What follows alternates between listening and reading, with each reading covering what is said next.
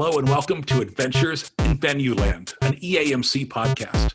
This is your all-access pass to go backstage and behind the scenes with some of the brightest minds that cross the scope of the live entertainment industry. I'm Dave Rettelberger. And I'm Paul Hooper. We'll introduce you to some of our favorite people as we dive deep into the world of live touring shows and the venues that host them.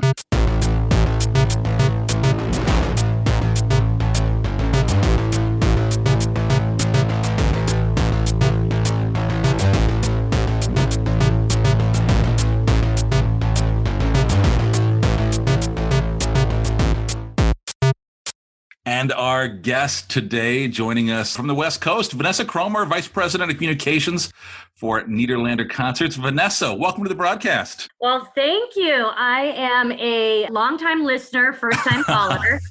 Very excited to join. Vanessa, let's jump right into where things are at today. A hard-hitting question for you that I know is on the minds of a lot of people. What's it like to actually be working on concerts? Yeah, it's definitely a weird time, isn't it? It feels we are bringing a little bit of normalcy to fans and to artists, which has been pretty incredible. So for those that don't know, Nederlander Concerts is based on the West Coast and we promote all over the country. But obviously with the pandemic, we've been shut down, and the only venue that we've been able to promote in is our venue in Orange County. The rules in Orange County are much different than in LA. Okay. So people can be outside of their car in a 150 square foot spot. So the artist can connect with the fans and the fans can connect with the artist more than just being stuck in their cars listening to the radio.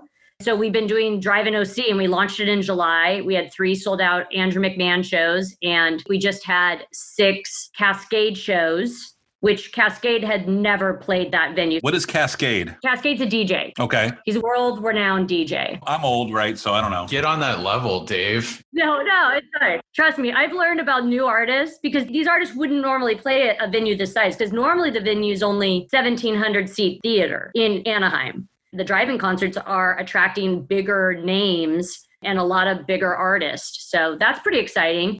So there is a moment where you're like, this is really cool. And then there's a moment where you're like, you have a small, limited staff.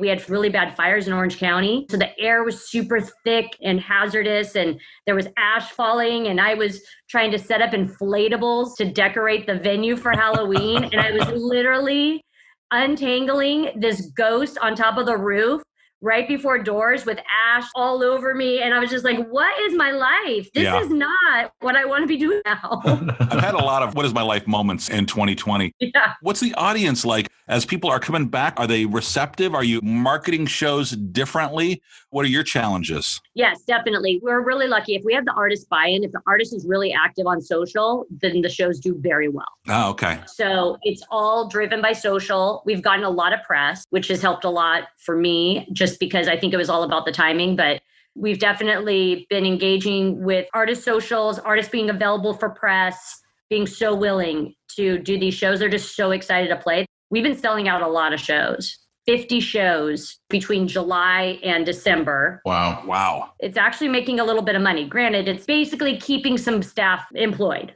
Are you doing traditional media buys? Do you have a marketing budget, or are you just sticking to more unpaid media like social, like you said? We do have a small marketing budget, and so we're kind of using it to support the socials, not doing any traditional ad buys or radio buys. For a few of our shows, we have a radio sponsor, so they're really pumping it out on radio. But for the most part, it's been all social and press. When you're seeing the audiences, obviously for a Cascade, it's a younger audience, but is there a demographic you're seeing that's most excited to come back for live events right now? I would definitely say the younger audience. They're buying tickets right away. They're so excited. They are possibly not as worried about the pandemic. And so they're more willing to go out and see a live show. So the artists that we've been promoting, we've been doing a lot of electronic music, which has been doing very, very well.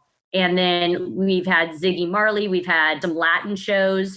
So we've had a lot of different genres of music, but we are seeing it to be a pretty young crowd. With that young crowd, and we, especially those of us who maybe have big university towns or those kind of things, we know that getting that younger audience sometimes to listen to the rules, to wear the masks when you're supposed to wear the masks, even if it's just when you're going to the bathroom. How much work are you putting in on the front end to educate the audience on how to behave once they get there? And then what are the challenges once you're on site? Are you feeling like you got to play bad cop? That's a great question. So when we first launched, we only launched with 236 cars. And basically, the tickets are sold per car, and then you could put as many people in that car with a safety belt. We are now revising that to 5 people per car, and we've increased the number to 287 vehicles that can be in the lot. We have communication since the moment they buy the ticket, whether it be from all of our social posts, our Know Before You Go email blast, which maybe we'll send out a couple different ways in advance of the show, COVID consent language when they actually purchase the ticket, and then there's signage as soon as they enter the venue. There's the video screens next to the stage that has communication. We're just now adding a voiceover track that will communicate the information. When they enter the parking lot, they get a QR code flyer, and that QR code links to an app that has everything on it to purchase food, beverage, merchandise. There's the FAQ. All the rules and regulations are on that app. And then security plays a huge major role. But we keep changing it each show to make it better, to make it safer. I personally telling people to wear a mask when they use the bathroom, making sure people aren't going into other people's stalls, breaking up groups of people in stalls. It's all hands on deck because it's a smaller staff and because we're dealing with COVID. We need to be very protective of our brand and of our event. Yeah, didn't you say that one of the earlier artists, you were running merch and posters out to people? I mean, it is just everybody's doing everything. And it's such a team effort with the staff that's working. And it's physically exhausting because the other thing that's different is you're working, first of all, outside in a blacktop. And a lot of Nederlander venues are amphitheaters. But of course, when we launched, it was about 95 degrees in July on the blacktop and getting used to wearing a mask that whole entire time. I mean, we're averaging like 8 miles a day, walking that length of a parking lot versus an amphitheater. Because Nederlander really specializes in small to mid-size amphitheaters. So we're looking at 3,000, maybe 6,500 seat amphitheaters. Imagine working an entire parking lot for 10 hours a day in the sun with a mask on. So physically, it's exhausting. Yeah. That's a different experience. And like one of the early shows, we didn't have enough staff. And so the general manager and myself and everybody, we were literally taking food and beverage to the stalls. And it's also a big education because people are trying to figure out, well, what's my stall number and how do I do this? So it's a very direct contact with the consumers. If you could go back to, those first few shows and give yourself some advice of, hey, here are some things I've learned, other than obviously being well-staffed and being willing to do anything. What do you think you've learned over that process that you would let the Vanessa of July know? Never wear a wedged heel tennis shoe.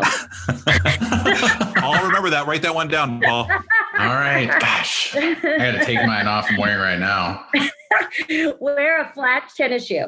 Also, what we've learned, we have our first few rows are VIP, and then the back rows are general admission.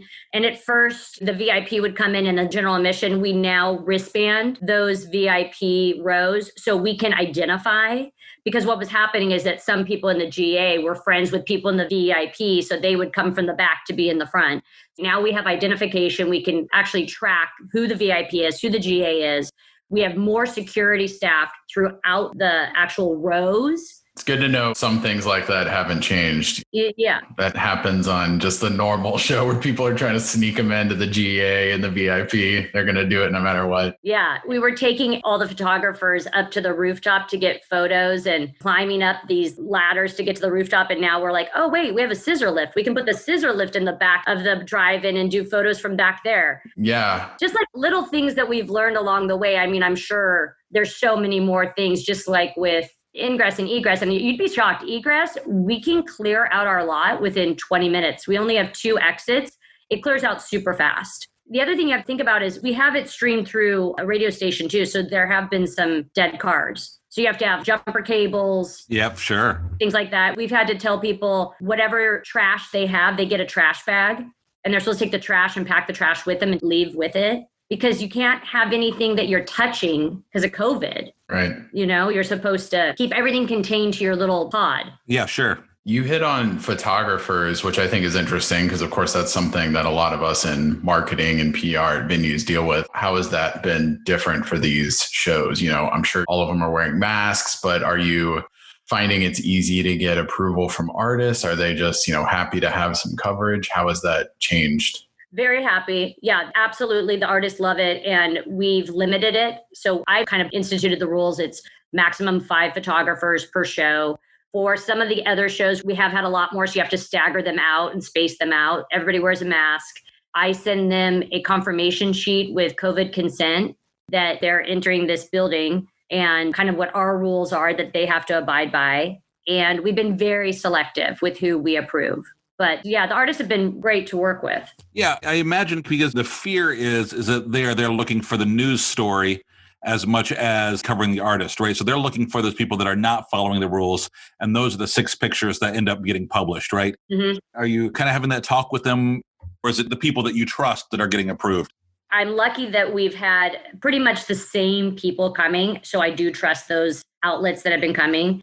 There have been a couple of shows where we've had a lot of TV cameras and kind of having to manage that and escort them all around to get the right shots.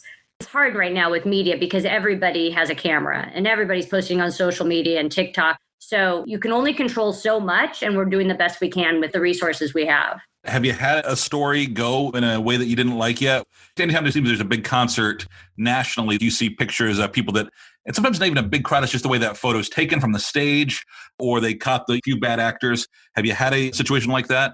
Luckily, no. I hope I'm not jinxing myself. Sorry to ask. Knock on wood, yeah. Now I'm nervous. No, luckily, no, we haven't. It's interesting, the artists, we had Eliza Schlesinger and we had Dawes and their tour managers. Personally, we're going around and being like, put on your mask, because we have a little VIP area, side stage. And when you're eating or drinking, you don't need to wear a mask. They were going up to people like, you need to put on your mask. So everybody's very aware. Awareness level is really heightened. Yeah, because it behooves the artists, right? I mean, They want to keep touring, they want to keep a good reputation, they want to keep this thing going. So as you're going through this, you mentioned release forms for media that are specific. Are you writing those yourself? Have you kind of been pulling it out of thin air of like, hey, we probably should say this and this and this, or do you have a legal team that's helping you out there? The information that we pulled was vetted. So we've been using that, different iterations of it. It's not a waiver that they're signing, but we're sending them this consent that if they are coming, they're agreeing to this. So yes, it was vetted by our team. I don't know actually 100% where it was originated from, but I think it was pulled from different venues that were already doing drive-ins by the time we were doing drive-ins. And Ticketmaster and Access, they have this legal consent that's very similar to what we have. So when you purchase a ticket, it pops up. So it's very similar. You mentioned the VIP area, and I think you've done some trade shots, right? Like you've done some artist gifts. So what have you seen change there? Have any of them tried to attempt to do any sort of, I can't imagine they would do like a meet and greet, but is there any sort of extra add-ons? Yeah. And also, what does that look like? Are they being, I would imagine, a lot more cautious, but what does that look like? There's definitely not a lot of meet and greets. Eliza Schlesinger does have a meet and greet package. You drive up and you get a photo with her, and it's very well managed. It's like you're in your car. You drive up, you get out of your car, you do the meet and greet, get back in your car, and then leave. It's at the end of the night. Wow. Interesting. Yeah. You have like a car-sized step and repeat behind it, and you drive up and your Chevy and she walks up to it? No step and repeat. They had a light to brighten up the photo. Real quick meet and greet, photo, snap, chat, and leave. As far as our trade shots, we have done trade shots. We're all wearing masks. Thank the artist. The trade shots are exactly how they've always been, except for you're just wearing a mask. Okay. So when I submit my trade shots, nobody knows who anybody is. Right, sure. Absolutely. I'm imagining the artist sitting on hoods of cars so you just pull up, they kind of hop onto the hood of your car for a photo. You don't even get to roll down your window, but it's... I don't know what it's going to turn into. That was the only meet and greet that we've had so far. But hey, that's one more than most of us have had these days. Mm-hmm. Have you seen artists do anything out of the ordinary? I'm sure most of them stick to the stage because they're worried, but obviously pre-COVID, you would see people running out in the crowd. You would see crowd surfing. Is there a new form of that? Are artists kind of weaving in and out of the cars, or are they all staying in their bubble on the stage? Totally staying in their bubble. The only rogue artist was we had a big group, Banda El Recodo. One of the band members, there was a matinee and an evening show. To make any money, the production costs are so expensive. So you have to kind of utilize the stage as much as possible. So we're doing multiple shows in a weekend. And a lot of times there's a matinee and an evening. And so we had 2 shows that day. And one of the band members came down and did an impromptu press conference. Interesting. Yeah. So we were like, oh, okay. He was in the photo pit. And the photographers and the camera crews came up. And so we made everybody wear a mask. And we tried to separate everybody. And then we kind of ended it as soon as he got some of his answers out. But yeah, that was unexpected. So when you're doing this and you're on site and the artist is on stage, I know it's a different feel, but does it feel like a concert to you? Or does it feel like something that's totally new to this universe? It does feel like a concert. It does make you escape. And doesn't everybody want an escape right now? Amen. If you're outside of your car and you're listening to the music and you're a big fan of the artist, or you're hearing your favorite song, like we had Fits of the Tantrums, and he had everybody just scream at the same time. Like all the frustration, all the anxiousness and everything that you're feeling, just scream and let it all out. And an entire crowd of people just started screaming. And you felt that sense of community. And then he plays hand clap and everybody's clapping and dancing in their stall. And yes, you definitely feel like you're at a concert. You forget you're wearing a mask. You forget that your legs hurt, and you do have a moment. That's great. I look forward to having that feeling again. We obviously introduced you as VP of Communications for Nederlander Concerts, and we talked about things going on there kind of in your neighborhood, sort of, but Nederlander is much more than just that little pocket of California, right? Correct. What are we looking at for 2020 and into 21? We took some of our drive-ins across the country. Andrew McMahon was so successful in Anaheim that we took him to New Jersey. We took him to Chicago, HEB centers, tailgate series. So now that we have this infrastructure and we kind of know how to mobilize this app and take it to different venues, we are making these little mini tours across the country. So we are continuing to book. Luckily, we're in California, and besides the fires, there's not a lot of weather here. It's either fire season or summer. So we are going to be doing these indefinitely. We don't have an end date. We can do these in the winter because even though I'll be freezing, most people can handle the 50-degree weather. And there's not a lot of rain, sadly. These shows will be rain or shine, but we don't get the heavy rain that a lot of other states do. So we're going to be doing these indefinitely. And if there's an opportunity to take them to other markets, we'll be doing that too. For folks who don't know, let's step back just a tiny bit to the before times. In 2020, what and where is Nederlander Concerts? So Nederlander Concerts is based in LA. I think that's what you're asking. Yeah. The Nederlander is synonymous with Broadway. The Nederlander family are huge in the Broadway world. The day that everything shut down, we were supposed to open Hamilton at the Pantages Theater. That's where my office is. And they had to shut it down 8 hours before curtain. Oh. Broadway is really where Nederlander began. The Nederlanders kind of started the amphitheater structure, I guess, back in the day. The company's been around 100 years, over 100 years. I had no idea. The concert division, yeah, they're based in LA, like I said, and we haven't been around as long, but for over 40 years, we managed the Greek Theater in Los Angeles, and we also have Vina Robles Amphitheater in Paso Robles, the San Jose Civic. We do concerts from Sacramento to San Diego and then across the country. And we are a boutique independent promoter. But we do manage and operate some venues like City National Grove of Anaheim, where we're hosting these drive-ins. That's great. How big is Nederlander these days? What do you got resource-wise? We had to, unfortunately, furlough some staff. Would normally be, maybe 100, 150 people. And I think we're down to 25. Yeah. Pretty small. Obviously, we're not doing the volume, but you'd be shocked because everything is super last minute. That's the other thing that's crazy right now is not only are we putting on new shows, we're still rescheduling shows because we had like 200 shows scheduled that we rescheduled to maybe the fall or winter of this year. And now we're rescheduling them again. Yeah, we're seeing that quite a bit. So we're still rescheduling stuff and dealing with ticketing and dealing with refunds. And then we have our production team. We just lost a lot of key players. And there's so much we're making up as we go along, right? And we're just trying to fight our way through this and figure it all out. I do want to come back to the Greek, and we'll get back there in a few minutes. But to figure out how we got here, I want to step back a little bit in time. So let's travel back to the mid to late 80s. Teenage Vanessa Kromer, I'm guessing. She's got leg warmers on. Is that an Erasure concert? That was your first concert, Erasure? Do I remember that correctly? She's listening to Michael Jackson. Yes, that was a good find. I found those old ticket stubs from 1990. And that year, it was Milli Vanilli, Erasure, Billy Joel, and I think there was one more and I can't remember. I actually think, though, that my very first concert was in 87, and I think it was George Michael. George Michael. Okay, there you go. Nice. Yeah. So how did we get from the teenage girl attending that concert to somebody who said, this is what I want to do with my life? So basically, when I was in high school and college, I always loved award shows. Obviously, growing up in California, you see it a lot with LA, and I would be the one that would get my friends and we would wait outside the Shrine Auditorium or possibly a seat to get in to the red carpet to like see the fans. And you'd get there at like 5 a.m. and wait in line. And I think the only celebrity I saw get out of his car was Arnold Schwarzenegger. And so I was always into the red carpets and the glitz and the glamour of award shows and things like that. And then... Not you. I can't see that. Yeah, this is not at all surprising.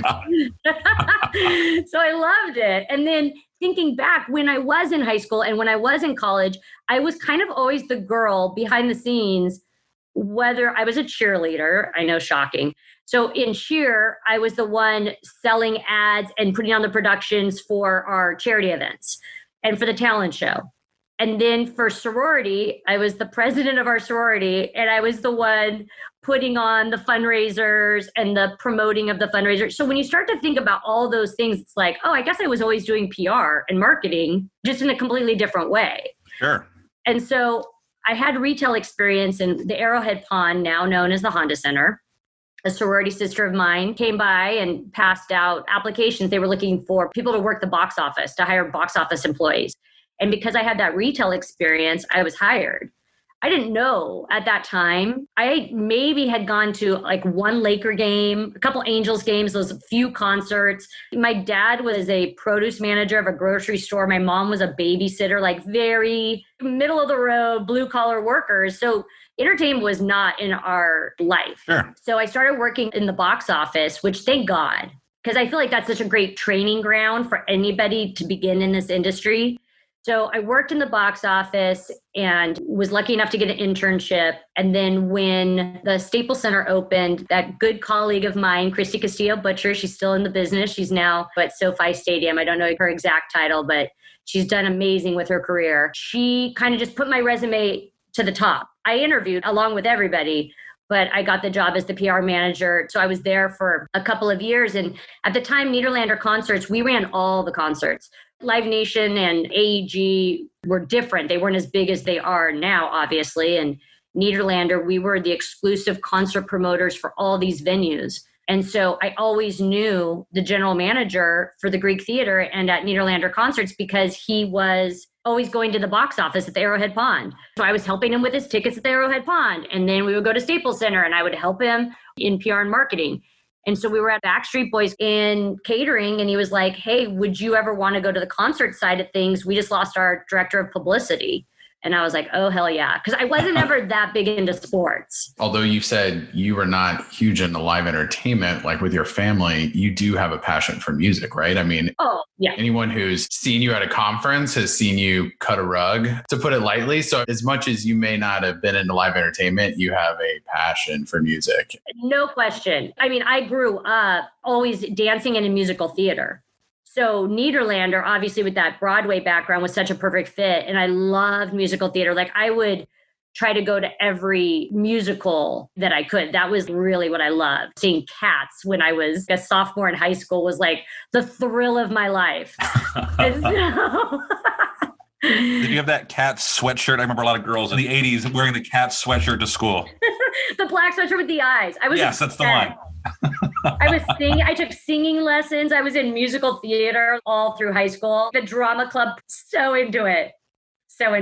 But I knew, and I thought in high school that I would become a broadcaster. But then when I got to college, I really started taking PR classes and I was like, oh, this makes way more sense. You mentioned at one point, your resume kind of getting put to the top of the pile. Yeah. So right now there's somebody out there listening to this podcast who is at the bottom of the feeding chain, right? In the venue world. When those positions open up, they want to get to the top pile. What do you think it was about you and the way that you work that kind of helped you get into that position? I think you really need to prove yourself. You need to work hard. You need to be a team player, you need to jump in. I think this is a lifestyle for all of us, and a lot of it comes instinctively for us. And you see something and you jump in and you help. Going back to that drive-in, it's not like the general manager came to me and was like, hey, Vanessa, can you go deliver food and beverage to these cars? I saw him delivering food and beverage to the cars. And I was like, what's going on here? And he's like, we're short-staffed, we need help. I'm like, okay, let me help you. You just kind of have to be aware of what's going on and jump in and not be too big for anything. Yep. I think work ethic plays a big role in it. Agree. Yeah. You work such long hours that you want to work with people you enjoy. There's so much to be said for that, for sure. Yeah. And it pays off too, because then that F&B person or your general manager sees you doing that. And then if you need help with something, then they're going to come back to you and help out and pitch in with you. There's so many rewards that come from jumping in and being willing to be a team player. Absolutely. The word that I hate the most is no, because I'm always like, oh, there's always a workaround. We can figure this out. Don't tell me no. And if you tell me no, then that makes me go harder to turn it into a yes. Oh, no, we can do this. So I just like the people that are around me that have a good attitude, team players, and creative. And I think that definitely describes you, 100%.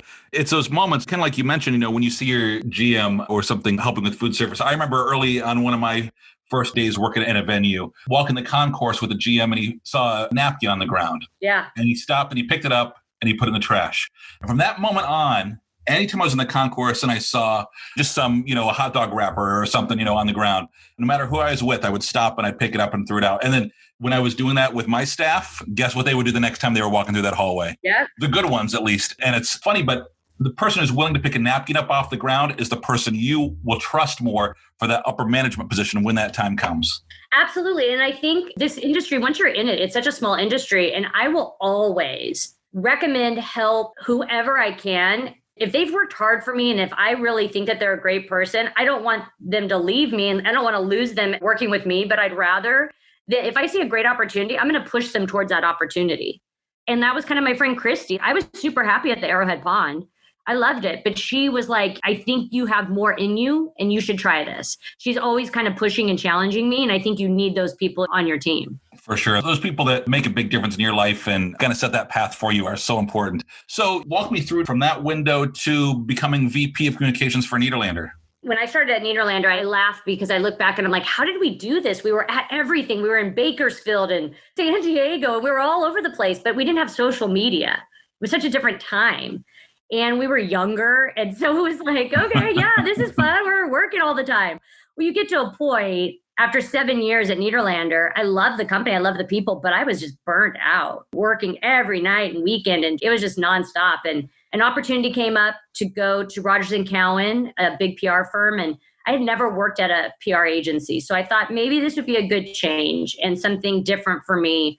I was in the consumer sports and entertainment division, which was a good fit, not probably the best because I had had so many years of music under my belt, but I was working on bigger brands. I was working with like General Mills and Diageo, which represented Captain Morgan, and these big, huge budgets. I really, truly believe that that's how I feel like I got my master's working there. Very smart people. I'm good friends with a lot of those people still today. It just was different because it's so based on pitching business. It just wasn't the best fit for me. And I was offered a job and I had called back Nederlander to talk about the opportunity because I was like, hey, I've been out of the business for a little bit. What do you think? And they were like, well, are you looking? And I go, well, no, but I want to see about this position because they're kind of coming after me. And the next thing I know, they're like, well, you can come back here, come back to Nederlander. And so 11 years later, so basically almost 20 years now at Nederlander, I've been back and I just kind of made a concession. I was like, listen, I'll do it, but I can't work all those shows. I need to have more work-life balance. I need to have help. It's a hard ask to make. Yeah. But you have to know when the time is right to do it. Yeah, exactly. When I came back, I started as a director, then asked formally to become a vice president. Pre-2020, How much travel were you doing for all these shows? So I would go to Paso Robles, which is about 4 hours north of LA. I would go up there, every other weekend. We were doing a lot of shows in Austin at one point, and I was going to Austin at least once a month, there for a while, probably more than that. And then San Jose and Sacramento. In the summer months, I was probably traveling once a week. That's still a pretty good amount. Yeah. More than a lot of us. And so many of us are tied to an individual market, and we know our markets, right? We know who to call and we know where to go. And if we need to hook up with somebody at the comedy club to help promote a comedian, we know that person. We've got a personal relationship. But when you're doing multiple markets and you are out of your hometown, what are the marketing challenges like to, all of a sudden be doing stuff in Austin, for example? Thank God for EAMC. Every market is pretty much represented through the conference. So I can go to that market and either somebody has left the building or still at the building, and they put me in touch with the right people. They're so great. I mean, I work with Erin Miller at HEB, and she'll give me her press contacts or loop me in and copy me in. And that's been super helpful. Yes, I have had to go into some markets and learn it, go and kind of introduce myself and start from the beginning and build those relationships. It's a lot of schmoozing.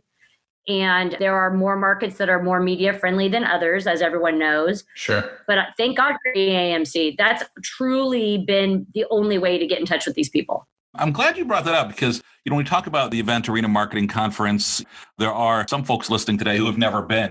I know you've been more than a few of these over the years. So how did you first get involved with the conference?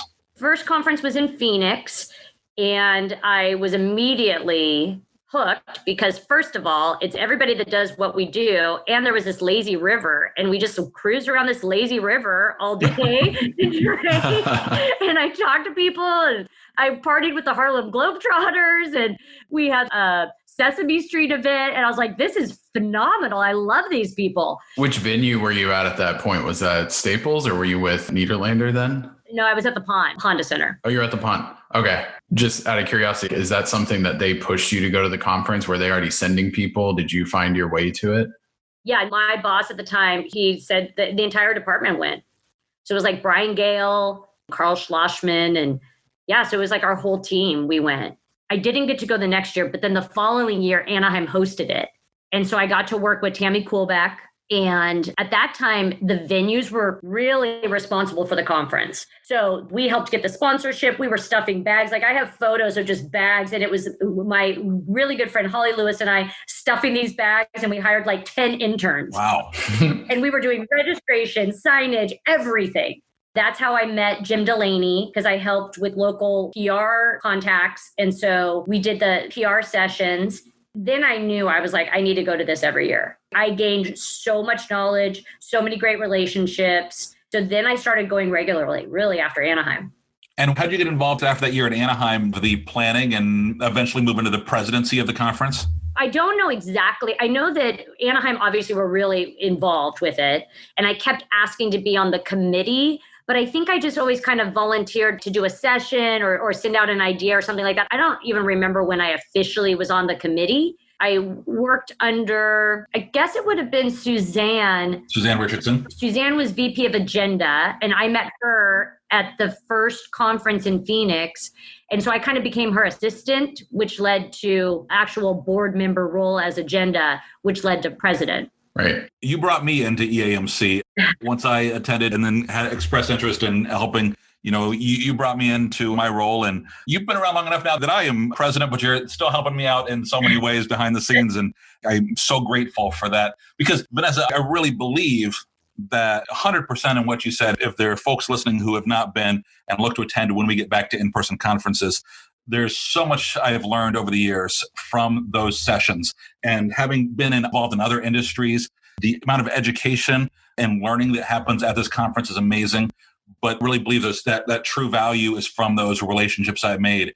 So that when Marvel Universe Live was hosted in Kentucky, I went down and visited with Paul down there to preview the show as we get to look at it before we started marketing it. And those connections that you make from coast to coast with great people that you can pick up and you can say, hey, this artist is asking for this crazy thing backstage. How did you handle this?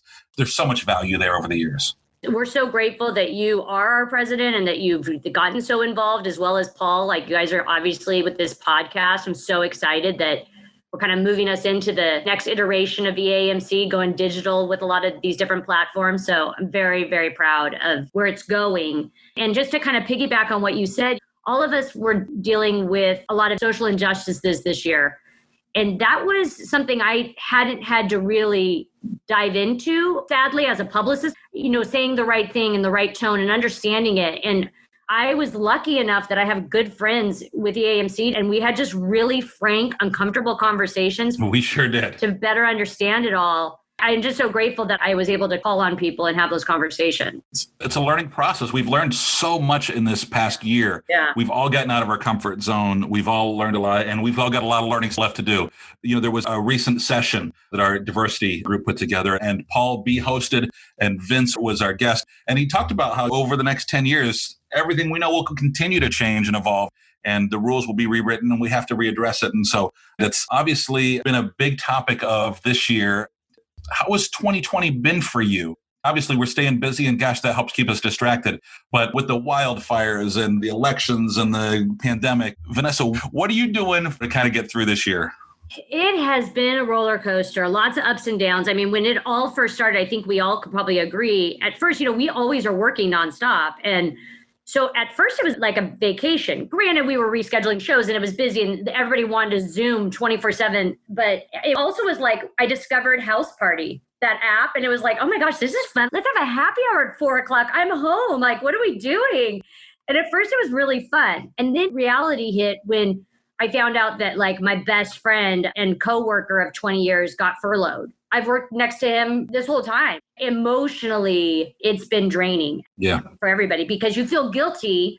The strain on the people that got furloughed, you feel terrible talking about, I just had 6 shows, which sounds amazing and great, but it really, we have to keep the right tone of that. It's hard to have conversations with some of your best friends because they're out of work. So it's super, super sensitive. And then you're exhausted because you're working harder and longer and in different ways than you've ever worked. So I was pretty much an emotional wreck, I would say, in April. So March, it was a party. April, I was an emotional wreck. Then I got like a burst of creativity and I was like, okay, we're going to turn this around. And we started doing these digital shows and I was booking these local bands and we were doing cooking classes and we were like doing all this virtual programming. And I was just like, okay, we can do all of this. And then luckily the drive-ins came and now I guess we're all maybe getting used to this new normal in a way where we can go to dinner, socially distance with friends. We're such social people. It was really hard not seeing people. The only silver lining was I think it's taken us all a moment to slow down a bit. Yeah. And have better interactions. You hit on how sad and dark it was. Any of us in this industry experience that same situation, not only personally, if you're going through your own furlough or layoff, but seeing just one after the other, friends of yours who are working for promoters and other venues getting furloughed, getting laid off. And, it didn't matter if they were there for a year. Some of them were working for 30 years. Some of them were people that you worked with at your current company. So it was this emotional ride and sort of a mourning and everything. To circle back a little bit to EAMC, but also hitting on that is, speaking personally, it was so valuable to have that connection to people that are in this industry, though. For instance, if I had not gone to EAMC, and I'll credit so much you and Suzanne, once I started going, I met you, I think at my first one, I may have talked on a panel really quickly. Suzanne then drugged me on to the planning committee in 2011. And then I sort of never turned back from there. But, if I didn't have that, and then I got to the current point I was at, and then I get laid off, it's one of those things that I talk to my family, I talk to my friends. They're all very considerate and kind, but they have no idea what the industry looks like, So none of them work in live entertainment. None of them have had the highs of being at a sold out concert to then crash down to the lows of being stuck at home and no events. It's been so critical to have those relationships across the industry. And it's not always happy times, but it's just great to have that connection with other people that are going through that same thing and being able to have those happy hours And sometimes they're grim. You're just like, where are we going and where have we been and what's it look like? But it's great to at least have that perspective with other people that are in the same boat. Definitely. So, Vanessa, I recently had pop up in my timeline, on Facebook, it always has that thing where it reminds you of past memories. And this time of year is often when we're having our planning meetings. And recently showed up in my timeline a concert that you kindly invited us to out in LA. When the planning out there, we all went to the Greek and saw Gary Clark Jr. Gary Clark Jr., yeah. And I think that was 2014 because the conference was 2015, correct? Yes. Yeah. Tedeschi Trucks and Gary Clark Jr. Yes, that was the other band. Yeah. I have the poster out in my hallway right here. It was such a great night and an amazing night at the Greek. We talked a lot about Nederlander. It was such a huge industry story at the time. Yeah. What do you guys call it? The Battle for the Greek? Yeah. Such a historic, amazing, unique venue. What was that like to live through that? Hell. Yeah. So just a little background. So Nederlander Concerts booked, managed, operated the Greek Theater for over 40 years. It's always been owned by the city of LA. And the city of LA put it up for an RFP, which it had done in previous years. And the Parks and Recreation initially awarded the contract to Live Nation. The Greek Theater is set in a community, so there's a lot of houses and neighbors in that area that we had built this really strong relationship with. And they felt comfortable with us because we had put all these protocols in place with security, and we called them the yellow jackets that would go door to door and help with cleaning up trash, or if a person needed to get out of their driveway because the road's narrow to get up to the Greek Theater. Right. They were not happy with this decision. Obviously, Nederlander was not happy with this decision. And then the city council had to ultimately vote to award the contract. So that's kind of when the fight began in Friendship Auditorium. If you could have seen, it was truly a political race. I mean, it really got down to it. You would have the Greek Theater team, the Nederlander team were in green t-shirts. I came up with the idea with We Are the Greek because I wanted it to be that it's not just about the brick and mortar. It's about the people at the Greek Theater that had been there forever. It's about the community, the neighbors. It's like all of us. We are the Greek Theater. So we had t-shirts and buttons and we would go canvassing the neighborhood with signs. Then Live Nation, who we were up against, they had red shirts and they were canvassing, and it was a full political fight where it got onto the steps of City Hall, and we would be doing these press conferences. And at the time we ended up aligning with AEG. So it was AEG and Nederlander and Live Nation. So on one side of the venue would be the green shirts. On the other side would be the red shirts. We would hold a press conference on the steps with community leaders and staff holding these signs and doing these impromptu press conferences. I was dealing with really personal events in my own life. My mother was diagnosed with cancer and she lived about an hour east of me, but in traffic, that would be 2 to 3 hour drive. Yeah. And I would be having to take conference calls in the car to go and take my mother to her appointments and stuff. My father has passed away. He passed away a while ago, but my one sister lives in Northern California. My other sister lives only like 10 minutes from my mom, but unfortunately at that same time, her husband got diagnosed with cancer. Talk about good family karma. We have bad luck. My sister was dealing with her husband, so I was really kind of the caretaker for my mother. Yeah. If anybody gets anything out of this podcast, make sure you're an advocate for your own medical health, because I was fighting with insurance and calling doctors all the time. And it was a nonstop battle between dealing with getting the right power of attorney so that I could talk to the doctors directly, taking care of all my mother's finances and moving her out of her house and getting her the right care. That was emotionally a lot. And going to work was kind of a break from me. And then my best friend got diagnosed with cancer shortly after. So that whole entire time is a blur because I was working so hard to save the Greek, and I was learning a lot because I had never dealt with so much politics, right? Yeah, politics. Like the lawyers, like we would end up after a meeting at Friendship Auditorium, I would walk outside. I'd have statements prepared that I had to vet with our lawyers. And the LA Times and all the news crews were right there waiting for me. And I'm trying to type up these statements that are approved by our lawyers and our team to give to them. There'd be times where you would hear Live Nation just called into the news talk station. And like everybody would be coming into my office and being like, we need to get on the news and get our point across.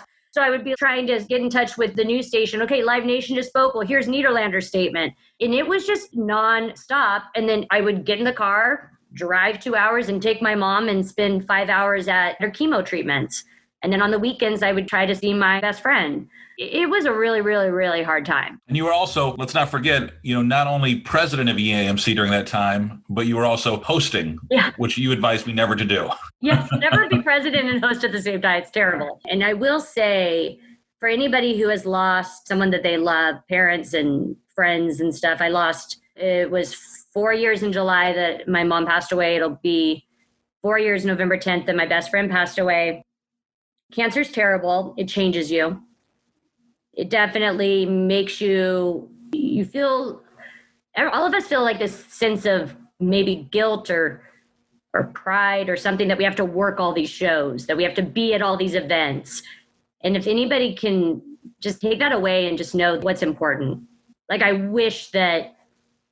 think that working so much on Saving the Greek was my outlet, my break from the depression of being in a hospital and seeing someone so vulnerable and dying. I wish I just would have taken more time.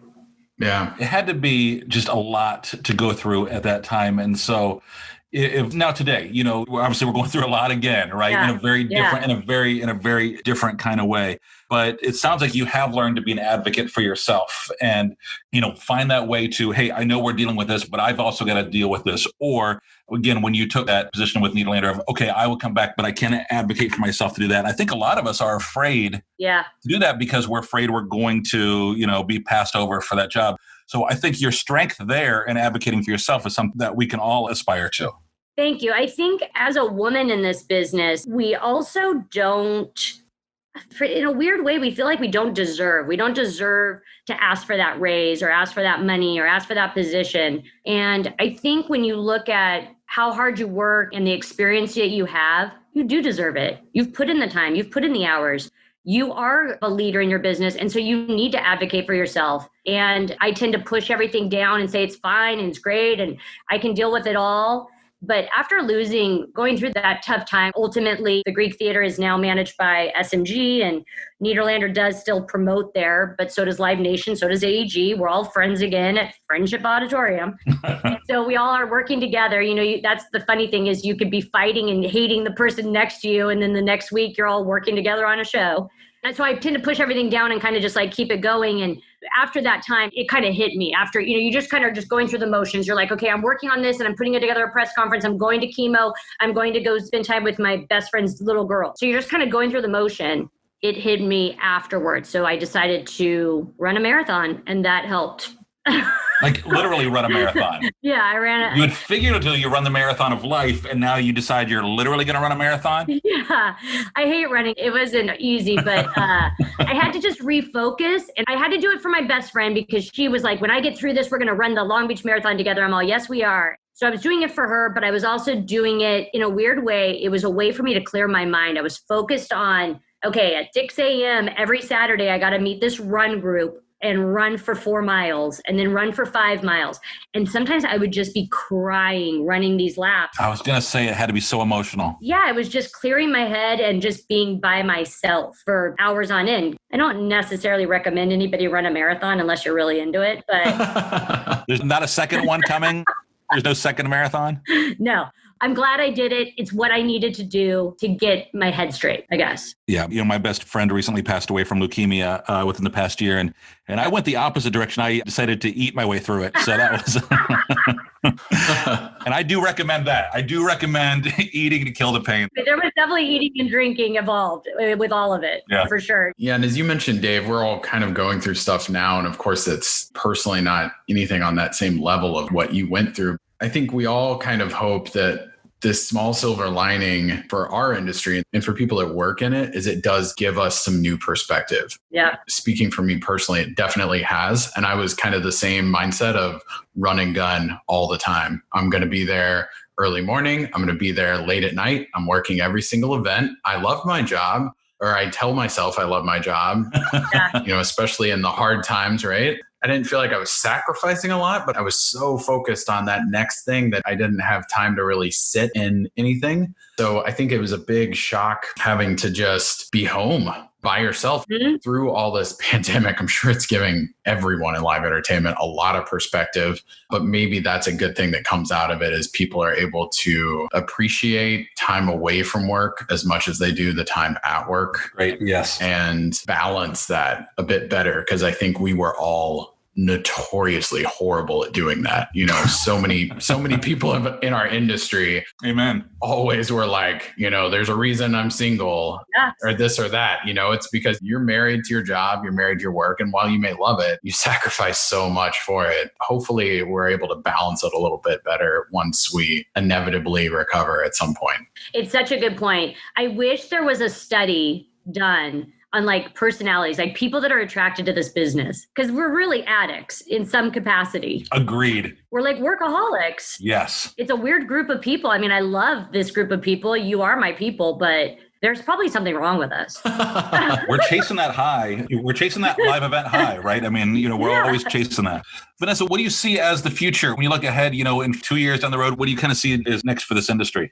I definitely think, you know, a lot of things are going to the live streaming way of life. And I think that that's going to continue. I don't see why that wouldn't. I think the drive-ins are going to continue. My hope, God, I pray that we are back by spring. I think some states will open sooner than others, probably different regulations. I think that we're all going to have different rules and regulations. You know, we've gone through it. We've gone through like training for active shooters and for terrorist attacks. And now it's COVID, this invisible disease. And so there's going to be all these different things that we've learned, and it always makes us better, makes us more aware. It makes us more aware too of like what people are comfortable with too, which is kind of interesting. Yeah, I really hope that we're back to work. And I hope, like Paul said, I hope that we all take a little more time for ourselves and appreciate that work-life balance. It's okay to not work every show. It's okay to say no.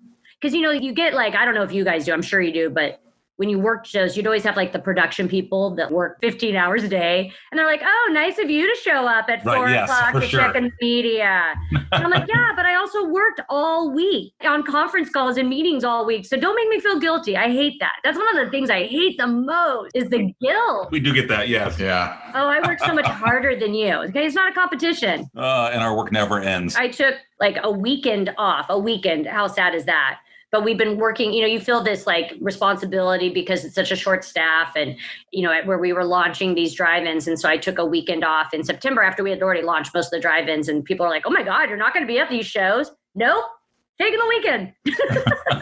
And you'll survive. It will be all fine. I'll be there on Monday. Well, Vanessa, you've come a long way from that girl in the 80s going to that George Michael show. So has she though? In some ways, we're right back where we started. Let's not forget that either. All right, we're going to wrap things up here with our Fast Five. Okay. 5 rapid fire questions. I'm ready. Just going to shoot these off to you and just looking for your immediate response. Don't think too deep about these. Okay. All right, the first band you ever loved. Band or person? Either way. I'm going to say Michael Jackson. Favorite concert you've ever seen? Michael Bublé. Michael theme. How about the nicest artist or celebrity that you've met? Ooh, I'm swayed right now because I just met Ryan Cascade. So generous and so sweet. And so was Andrew McMahon, who we just worked with. So I'm a little bit swayed because I just remember who I just worked with. I guess I'm going to have to say those two, just because I just worked with them and they were lovely. How about your favorite city to go to on vacation or favorite place to go to on vacation? Laguna Beach. And last question, what is your theme song? So you get your own TV show, Keeping Up with the Kromers. What is the song that plays, the opening song to the show that kind of sums up Vanessa? Ooh, that's a good one. Funny enough, the song that keeps coming into my head, which I don't know if this is really true, but I'm just going to say it, is I Want to Dance with Somebody by Whitney Houston. Oh, yeah. I could see that totally. That works on so many levels. Yeah. It just gets me going. I love it. And so I'm going to have to go with that. I love Whitney, and I love that song. Vanessa, if somebody wants to reach out to you after hearing you talk today or follow you on social, what's the best ways for them to get in touch with you? You can find me on all the social platforms. On Twitter, I think it's just my name, and Instagram is Spunky V. Facebook is my name, and LinkedIn, of course. All the good stuff. Well, we appreciate you joining us today. Thank you, guys. And sharing your adventures. Look forward to many more adventures in the years to come, for sure. Yes, thank you. You guys are awesome hosts. I've had so much fun. I'm so excited about this. Yeah, it's been a lot of fun. It's great because we're learning so much. People that we know for years and years, but we're learning new things about them all the time. So that's been great. I bet. Well, thank you guys. Thank you. I want to thank everybody for listening to Adventures in Venueland. Remember, you can subscribe and find more episodes wherever you listen to your favorite podcasts. We'd love your 5-star reviews so you can help others find us. And until the next adventure, I'm Dave Rettelberger. And I'm Paul Hooper. Thanks for listening, everyone.